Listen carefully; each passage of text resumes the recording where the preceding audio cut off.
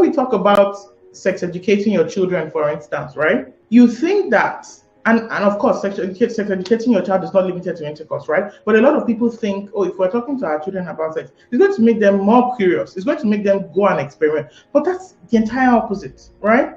As a matter of fact, it makes them open enough to come and trust you with whatever they hear, right?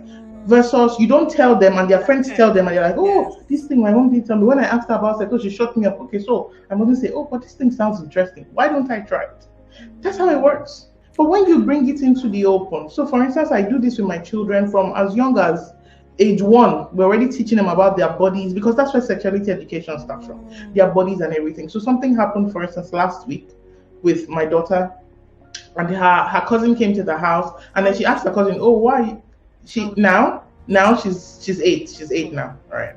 So her cousin came to the house, and her cousin was like, and she was like, oh, why do you wear shorts under your dress, right? And her cousin goes, oh, you have to be careful. And then her cousin goes ahead to tell her a graphic story of how somebody was raped, right?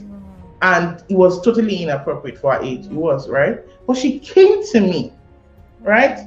And she said, oh, mommy, this is what my cousin told me. She told me this. I asked her this. She told me. So she said everything, right?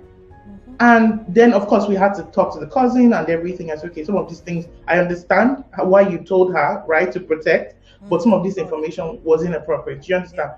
But you would find that because we've been having those conversations, it was very easy for her to just come and tell me that, oh, mommy, we're talking, it was just natural. It was a natural flow, right?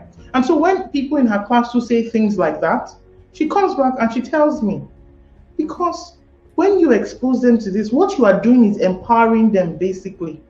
You're not saying, oh, I'm going to shield you from everything. No, you are empowering them because you can't do everything for them as parents. You are empowering them to go out on their own and say, look, this is some of the things you will see out there, but I'm empowering you with this information, with this knowledge, so that you know what is right from wrong. And if you're not sure, you can come back. There's that open line of communication. You come back to me and say, this is what I've heard. Is it wrong or right? Because if you don't do it, someone else will do it, or something else to do it.